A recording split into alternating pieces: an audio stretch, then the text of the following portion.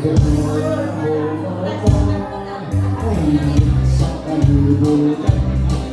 sukarol na istorya, nalimutan na pagkis na hinulungan, ito sa